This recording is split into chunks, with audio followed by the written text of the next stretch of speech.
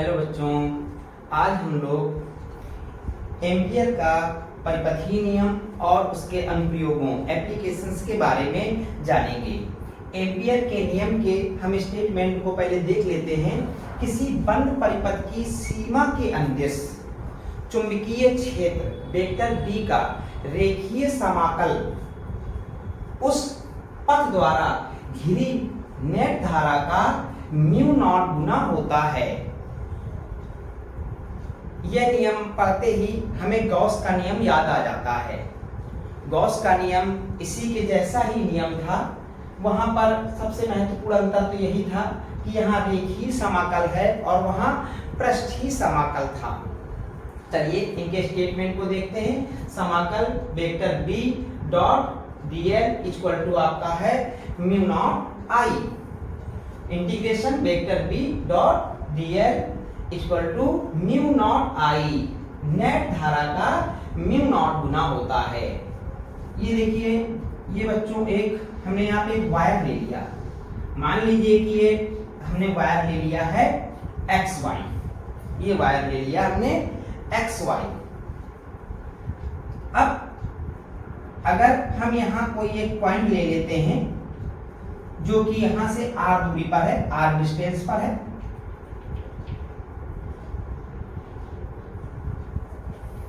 तो चलिए यहां पर हम एक एम्पियर लूप की कल्पना करते हैं। एम्पियर लूप R डिस्टेंस, इसको सेंटर पर मान करके R त्रिज्या का इस यहां पर हम लोग एक लूप बना लेते हैं ऐसे, इस तरह से R त्रिज्या का हम लोग एक लूप बना लेते हैं। ये बिंदु P है। अब बिंदु P पर अगर हम इस लूप में इस तार में ये धारा हम ऐसे दिखा दें, तो इस बिंदु P पर हम पूछें कि चुंबकीय क्षेत्र कहाँ की ओर होगा, तो आपको ये नियम पता है। हम लोग इस नियम को लगाएंगे, अंगूठा धारा की दिशा में कर देंगे और अंगुलियों को उस बिंदु की ओर कर देंगे जहां पर हमें चुंबकीय क्षेत्र की दिशा ज्ञात करनी है। तो ये लीजिए, अंगूठा धारा की दिशा में, अंगुलियां इधर, कहां की ओर धक्का जाएगा इधर, या अंगुलियां ऐसे कर्व करेंगे तो चुंबकीय क्षेत्र कैसे होगा?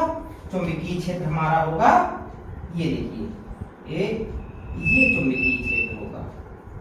ये हमारा चुंबकीय क्षेत्र क्या बन गया?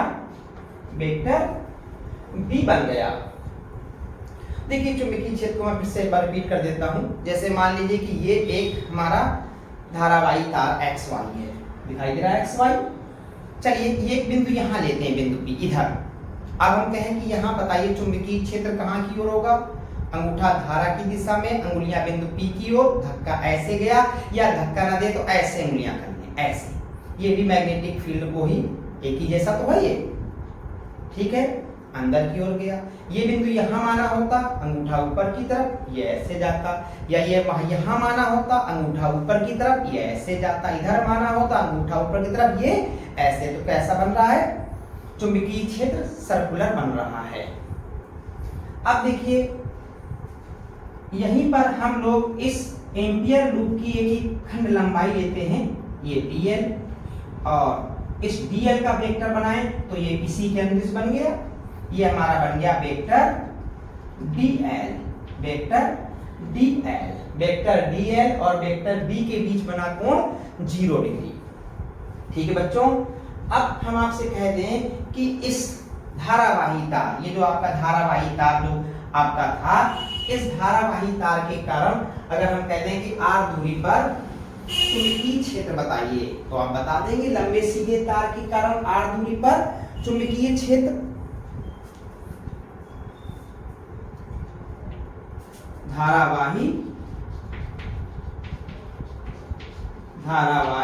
तार XY के कारण P पर चुंबकीय क्षेत्र, P पर चुंबकीय क्षेत्र। तो P पर चुंबकीय क्षेत्र क्या बनेगा बच्चों? B इक्वल टू, हम सूत्र पढ़ चुके हैं, लंबे सीधे तार के कारण r दूरी पर यदि चुंबकीय क्षेत्र मांगते हैं तो mu naught upon 2 pi into I upon R. ये हमें पहले से पता है। चलिए हम आपसे अब कह दें चुंबकीय क्षेत्र, चुंबकीय क्षेत्र का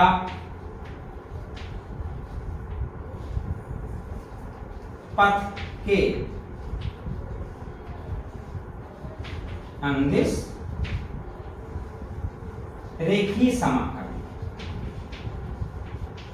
यही तो कहा गया नियम में, रेखीय समाकल। यानी कि हम क्या कहना चाहते हैं, integration vector B dot D है इक्वल, डॉट प्रोडक्ट सभी लोग जानते हैं। चलिए इसको खोल देते हैं। तो ये समाकलन अब वेक्टर बी, अब वेक्टर खत्म हो जाएगा जैसे डॉट प्रोडक्ट है क्योंकि, तो बी और ये dl और ये cos थीटा, तो cos थीटा आपको मालूम है यहाँ थीटा है 0 डिग्री, तो cos 0 की वैल्यू हो गई 1, cos 0 की वैल्यू हो गई 1, और इसमें हमने किसको बाहर ले लिया, b को, तो ये हमारा इंटीग्रेशन क्या आ गया, dl।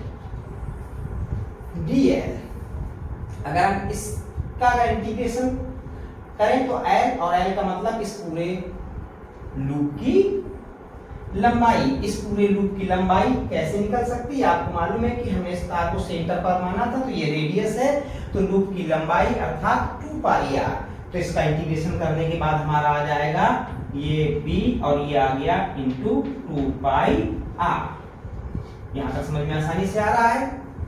तो चलिए बेटा आगे बढ़ते हैं। अब हम आपसे अगर कह दें तो यहाँ पर b का ये वाला मान उठा करके यहाँ लाके रख दीजिए, तो बताइए क्या आ गया हमारा, ये आ गया इंटीग्रेशन वेक्टर b डॉट, ये आपका आ गया वेक्टर dl इक्वल टू, ये आपका है d का मान म्यू नॉट अपॉन 2 पाई, ये mu naught upon 2 pi into I upon R, I upon R, और इंटू में है 2 पाई आर, तो into 2 pi R, 2 pi R, 2 pi R, 2 pi R से 2 पाई आर कैंसिल आउट, और हमें formula मिल गया, ये लीजिए वेक्टर बी डॉट ये वेक्टर dl इक्वल टू मिल जाता है हमें म्यू नॉट।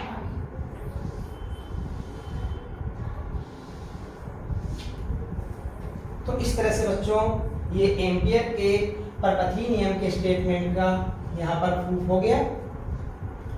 अब इसमें देखिए बात में और थोड़ा सा क्लियर कर देता हूं, पथ द्वारा घिरी नेट धारा, पथ द्वारा घिरी नेट धारा, अब केवल अपना कंसंट्रेशन इस फार्मूले पर कर लीजिए। जैसे इसी हमारे ये मान लीजिए लूप था हमारा, इसी लूप में हम यहाँ पर एक तार बनाए हैं, एक तार की बजाय 2 तार, मान लीजिए इसमें धारा I1 है, इसमें I2 है, तब यहाँ पर नेट धारा हमारी I की जगह में होती I1 प्लस I2। ठीक है बच्चों, एक ही दिशा में है इसलिए दोनों को I1 प्लस I2 किया। मान लीजिए कि एक में धारा ऊपर बह रही होती और एक में धारा नीचे बह रही होती, तब नेट धारा क्या करते, I1 माइनस I2। क्लियर बच्चों, तो यहाँ पर एक से अधिक लूप भी, इस लूप के एम्पियर लूप के भीतर एक से अधिक वायर हो सकते हैं, तब यहाँ पर हम नेट धारा ही देखिए अब इस्तेमाल की जा रही है। शब्द में ध्यान दीजिए हमें लिखा हुआ है नेट धारा का, तो नेट धारा, तो अगर एक ही दिशा में है तो नेट धारा जोड़ देंगे, अपोजिट है तो घटा देंगे। ठीक है बच्चों, तो इस तरह से अब हमें आगे बढ़ने के लिए हमें याद रखना है integration vector b dot vector dl equal to mu naught I, और आई है हमारा इस एम्पियर लूप के द्वारा घिरी हुई नेट धारा। चलिए आगे बढ़ते हैं। ये बच्चों अब हम लोग आगे शुरू करते हैं। लंबी परिनालिका के भीतर चुंबकीय क्षेत्र, अगर परिनालिका में आपको याद दिलाऊं तो देखिए ये आपकी परिनालिका बन गई,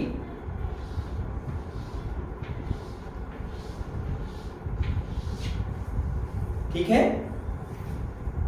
चलिए इसमें यहाँ से मैं धारा प्रवाहित कर दूं, मैं यहाँ से धारा प्रवाहित कर दूं, ये धारा जाएगी और यहाँ से घूम करके ये कहाँ निकलती दिखाई देगी, बाहर, फिर ये कहाँ जाती हुई दिखाई देगी, अंदर, फिर इसके बाद ऐसे घूम के आएगी तो कहाँ निकलती दिखाई देगी, बाहर, फिर ये कहाँ दिखाई देगी, अंदर की ओर जाती हुई, अंदर की ओर जाती हुई, जब वहां से घूम के आएगी तो कैसे आएगी, बाहर। चलिए इसको कल्पना करिए कि बीच से ऐसे ऐसे क्रॉस कर दिया जाए, काट दिया जाए, ऐसे कल्पना करिए कि ऐसे क्रॉस कर दिया जाए।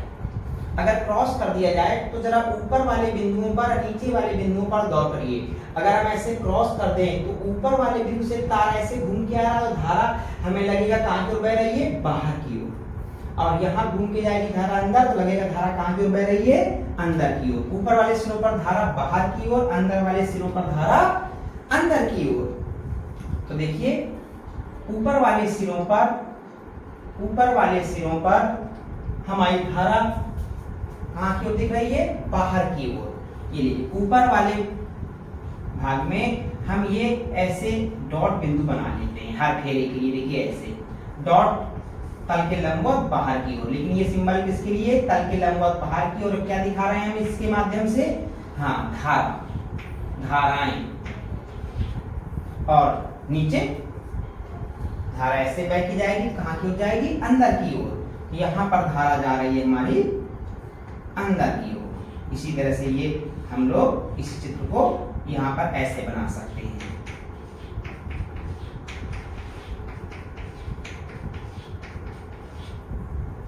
ठीक है बच्चों, अब अगर देखिए तो ये प्रणालिका के हमने ऐसे क्रॉस करने के बाद ये ऊपर वाले बिंदुओं को दिखाया है और ये नीचे।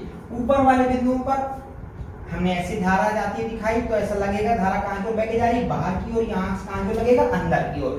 तो ये प्रत्येक फेरे में बहने वाली धारा है, जिसे मान लीजिए I0।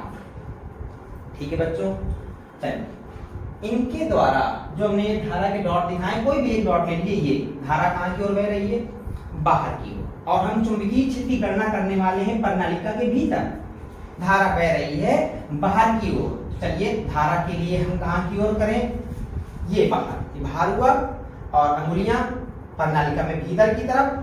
तो बताइए धक्का कहाँ की ओर जाएगा, इधर। या अंगुलियां ऐसे क्या कर लीजिए, कर्व कर लीजिए, तो भी चुंबकीय क्षेत्र ये ऐसे, चुंबकीय क्षेत्र कहाँ की ओर आ रहा है, इधर की ओर। या इसको किस करें तो कहाँ की ओर है, चुंबकीय हमारी धारा की दिशा कहाँ की ओर है, अंदर की ओर। अंगुलियां प्रणालिका में भीतर की ओर कर लीजिए, क्योंकि यहाँ चुंबकीय क्षेत्र ज्ञात करने वाले हैं।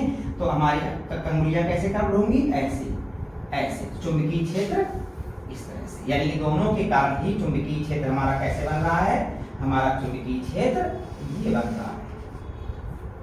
ये हमारा चुंबकीय क्षेत्र क्या बना, बी। अगर बेटा हम यहाँ पर धारा की दिशा की कल्पना उल्टी कर लेते, यानी कि धारा ऐसे न मान करके हम यहाँ नीचे की ओर मान लेते, तब ये क्रॉस कहाँ लगते, ऊपर, डॉट कहाँ लगते, नीचे। और चुंबकीय क्षेत्र उस ओर नहीं होता, चुंबकीय क्षेत्र किस ओर होता, इस ओर। ठीक है बच्चों, अब देखिए हम यहाँ पर एक चुंबकीय क्षेत्र के अनुदिश, ये हम यहाँ पर एक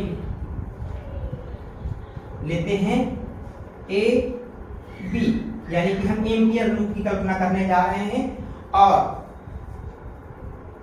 ये लूप हम लोग जो बना रहे हैं, ये आयताकार लूप यहाँ बना रहे हैं। ये देखिए, देखो बच्चों ध्यान से इसे, ये एक आयताकार लूप बना लिया। ये मान लीजिए ए बी, ये सी और ये डी।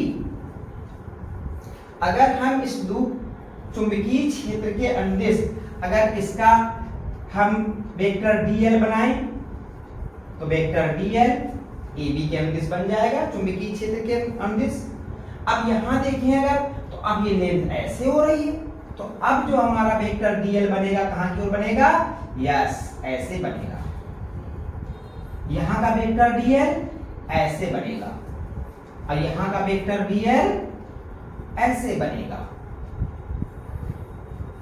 अगर हम इस एम्पियर लूप की जो कल्पना कर रहे हैं, इस पूरे लूप के कारण अगर स्टडी करेंगे तो इस स्टडी को हम 4 भागों में बांट सकते हैं, एक AB और एक BC, एक CD और एक ये डी ए। अगर हम ए बी के अनुदिश कहें तो ए बी के अनुदिश स्टडी करने पर आपको मालूम है कि यहाँ पर हमारी डी एल और चुंबकीय क्षेत्र वेक्टर बी के बीच बना कोण 0 डिग्री। यहाँ के लिए चुंबकीय क्षेत्र और ये डी एल के बीच बना कोण 90। इसी तरह से यहाँ के लिए भी इसके लिए भी चुंबकीय क्षेत्र ये और ये ऐसे तो भी थीटा 90। और यहाँ के लिए चुंबकीय क्षेत्र इधर और ये डीएल इधर तो थीटा बना 180 डिग्री। लेकिन परिनालिका के अगर हम बाहर चले जाएं, परिनालिका के बाहर चले जाएं तो यहाँ पर चुंबकीय क्षेत्र की वैल्यू बहुत कम मिला करती है, जैसे कि हम 0 मान लेते हैं। इस तरह से परिनालिका के बाहर चुंबकीय क्षेत्र 0 होता है। तो चलिए अगर बच्चों हम आपसे अब कहें कि हमें यहाँ पर अब एम्पियर लॉ को लगाते हुए आगे बढ़ना है। हाँ तो चलिए बच्चों हम आपसे कह दें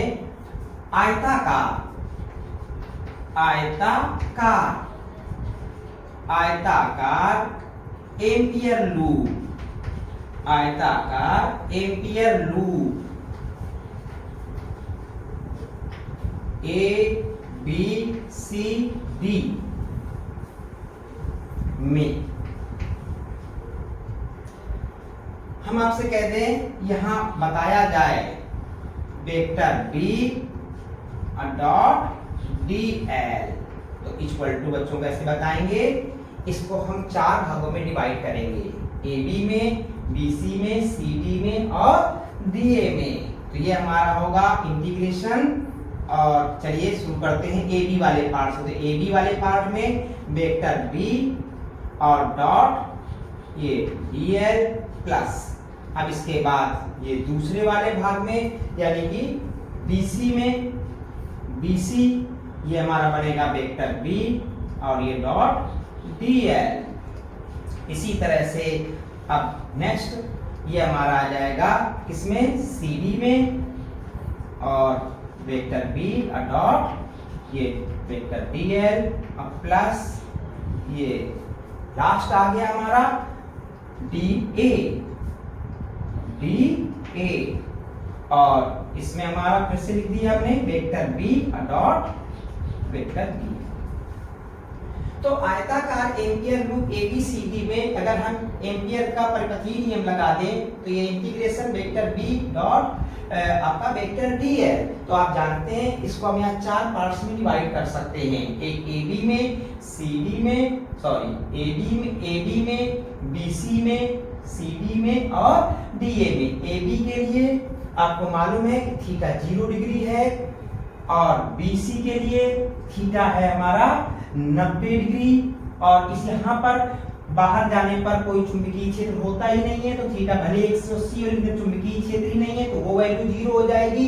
इसी तरह से यहाँ भी थीटा 90 अंश है तो यहाँ पर भी cos 90 का मान 0, यहाँ चुंबकीय क्षेत्र ही नहीं है तो ये भी 0 और यहाँ भी थीटा 90 अंश है तो ये भी 0। इस तरह से हमारे ये 3 0 हो जाएंगे। कौन कौन वाले, BC वाले, CD वाले और DA वाले। ये देखिए चूंकि हम आपसे कहते हैं BC व आपका आ जाएगा DA के लिए थीटा 90 डिग्री है व बाहर यानी कि प्रणालिका के बाहर चुंबकीय क्षेत्र 0 होता है, बाहर चुंबकीय क्षेत्र 0 होता है, 0 है।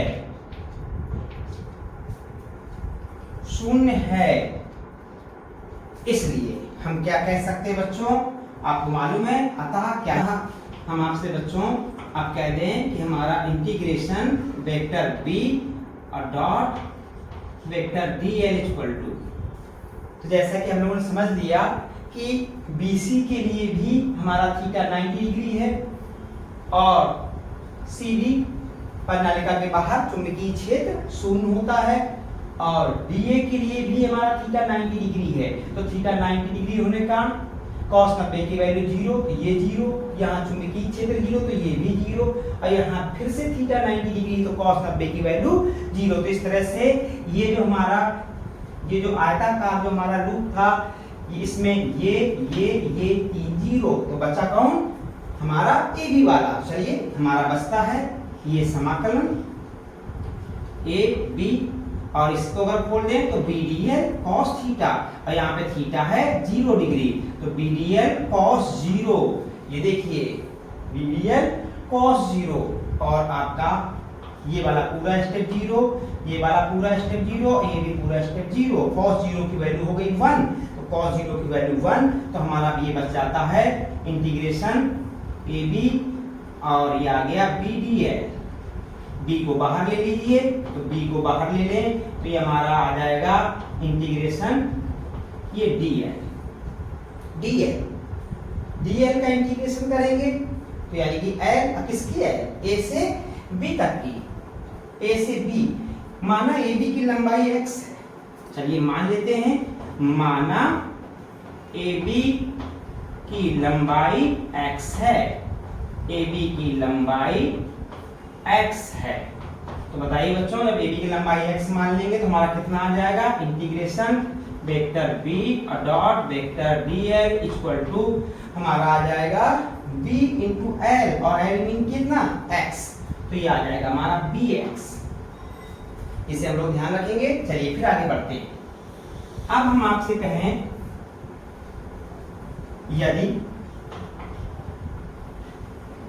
एक फेरे में धारा I0, एक फेरे में धारा, ये देखिए एक फेरे में धारा I0 दिखाई दी, एक फेरे में धारा I0 हो तथा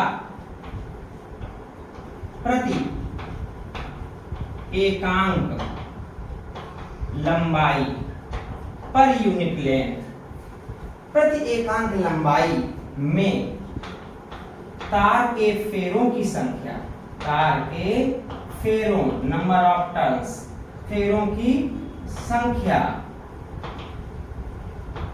स्मॉल n हो तो AB में या AB से घिरी हुई नेट धारा,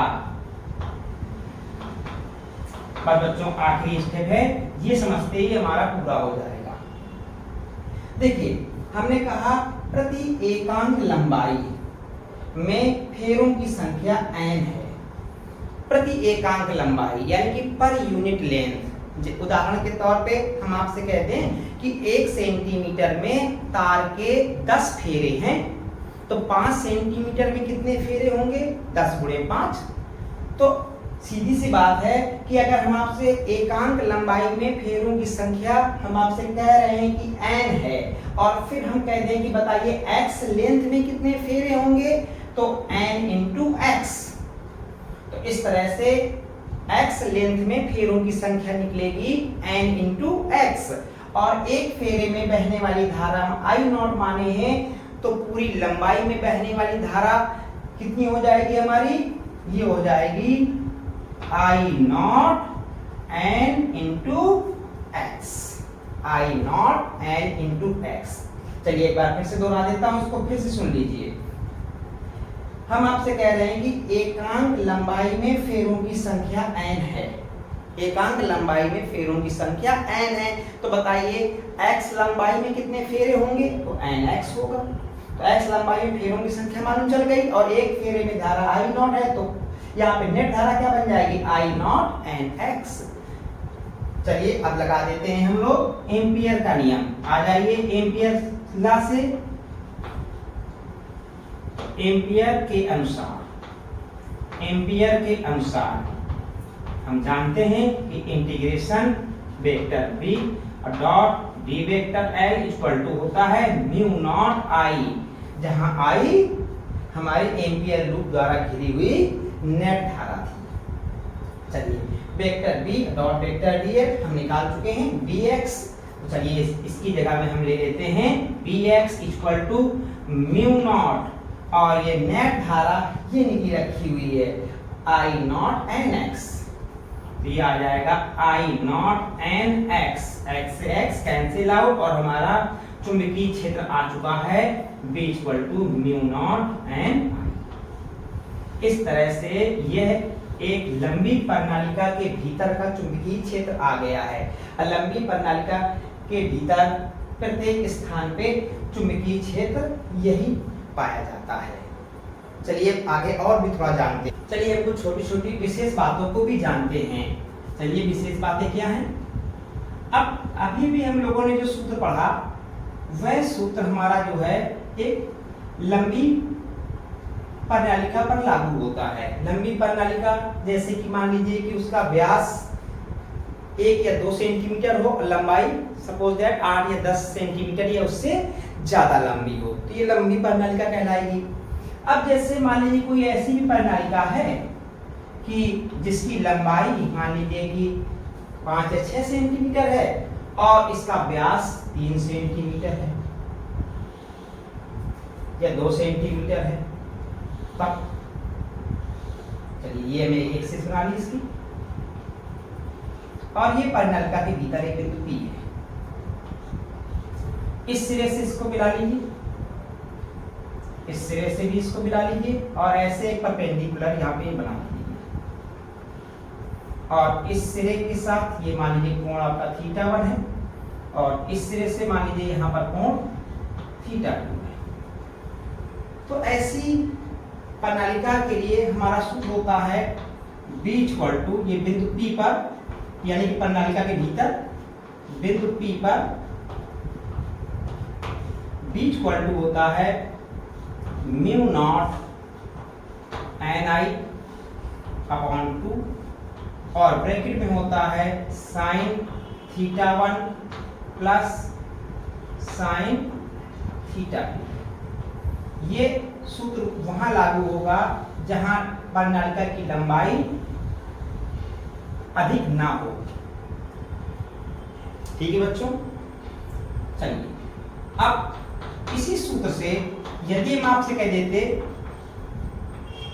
यदि प्रणालिका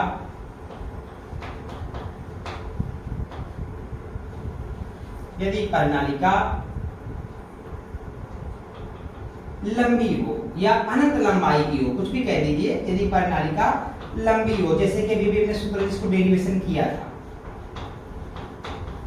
तो कुछ सोचिए बेटा, अगर ये प्रणालिका हम लंबी ले लेंगे, बिंदु P कहीं प्रणालिका के भीतर कहीं माने जब लंबाई बढ़ती जाएगी तो बताइए ये जो हमारा ये जो थीटा माने θ1 तो ये धीरे धीरे ऐसे झुकता जाएगा क्योंकि ये सिरा दूर जाता जाएगा और यदि हम अनंत लंबाई की ओर बढ़ जाए तो ये थीटा हमारा हो जाएगा 90 डिग्री। इसी तरह से वो सिरा भी दूर ले जाइए तो ये θ2 बढ़ते बढ़ते ये भी हम मान सकते हैं लगभग 90। ये प्रणालिका लंबी हो या अनंत लंबाई की हो तो यहाँ पर θ1 और θ2 की वैल्यू हम रख सकते हैं 90। तो ये फार्मूला हमारा क्या बन जाएगा B equal to mu naught N I upon 2 और ब्रैकेट में आपका आ जाएगा साइन 90 प्लस साइन 90, 1 प्लस 1 2, 2 से 2 कैंसिल आउट, तो B इक्वल टू फार्मूला क्या बन जाएगा हमारा, ये बन जाएगा म्यू नॉट एन आई। इस प्रकार लंबी प्रणालिका के भीतर चुंबकीय क्षेत्र का सूत्र आ गया। ये हम आपसे कहते हैं अनंत लंबाई की प्रणालिका के भीतर, तो भी आप यही सूत्र बताएंगे। चलिए फिर देखिए, हम आपसे कहते हैं लंबी प्रणालिका के सिरे पर, लंबी प्रणालिका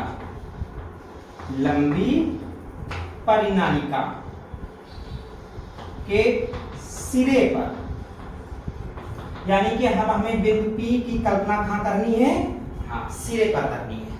सिरे ये कहलाएंगे सिरे। तो चलिए बिंदु P की कल्पना यहां सिरे पर करिए। अगर बिंदु P की कल्पना हम यहां करेंगे तो हमें एंगल कैसे बनाना है, जरा एंगल पे गौर करिए। एंगल कैसे बनाया था हमने, इस सिरे को बिंदु P से मिलाया था और एंगल किससे नापा था, यहाँ पर एक परपेंडिकुलर डालकर। तो यहाँ पे अगर आप कल्पना करें तो परपेंडिकुलर ऐसे बनेगा और इस सिरे से इसको मिलाइए, इस सिरे से इसको मिलाइए तो θ1 हमारा बन जाएगा 0 डिग्री, θ1 बन जाएगा 0 डिग्री, लेकिन दूसरा सिरा जो लंबी प्रणाली का है दूर चला गया। जब दूर चला गया तो आप जानते हैं जब ये सिरा दूर जाता जाएगा तो ये एंगल मान सकते हैं हम यहाँ से 90 डिग्री। तो इस तरह से यहाँ पर इसी सूत्र में थीटा 1 हम लेंगे कितना 0 और थीटा 2 कितना लेंगे 90। तो क्या बनेगा b इक्वल टू बन जाएगा म्यू नॉट ni अपॉन 2 और ये आ जाएगा साइन 0 प्लस साइन 90। साइन 0 हो गया, साइन 90 की वैल्यू 1 आया तो हमारा जो कहते हैं b इक्वल टू आ गया म्यू नॉट ni अपॉन 2। यानी कि प्रणालिका के भीतर जो चुंबकीय क्षेत्र पाया जाता है उसका आधा कहाँ पाया जाएगा, सिरे पर पाया जाएगा। अब हम इसके बाद एम्पियर के नियम के दूसरे साधारण से अनुप्रयोग को देखते हैं। ये बच्चों हम लोग इसके दूसरे अनुप्रयोग को देखते हैं। अनंत लंबाई के सीधे धारावाही तार के कारण चुंबकीय क्षेत्र। चलिए हम यहाँ पर एक लंबा सीधा तार बना देते हैं। लंबा सीधा तार कहते हैं, अनंत लंबाई का कहते हैं, वही मतलब है। इससे स्मॉल r दूरी पर यहाँ पर हमें यहाँ पर चुंबकीय क्षेत्र का मान ज्ञात करना है बिंदु P पर। चलिए एम्पियर लूप बनाते हैं। एम्पियर लूप तार को सेंटर पर रख करके ये r त्रिज्या का ये एम्पियर लूप बन गया। अगर बच्चों हम इसमें धारा ये इस तार में ऐसे मान दें तो आप जानते हैं बिंदु P पर चुंबकीय क्षेत्र अंदर की तरफ, और इसी के अनुदिश हमारी अगर लेंथ कहें तो वेक्टर dl भी हमारा यही बनेगा और हमारा चुंबकीय क्षेत्र भी यही बनेगा। तो हमारा चुंबकीय क्षेत्र का वेक्टर dl के बीच बना कोण कितना रहा बच्चों, ये रहा हमारा 0 डिग्री। तो वेरी सिंपल, हम आपसे अगर कह दें कि एम्पियर के नियम से तो क्या होगा, vector b dot vector dl equal to होगा mu naught into I according to Ampere law, Ampere के नियम से।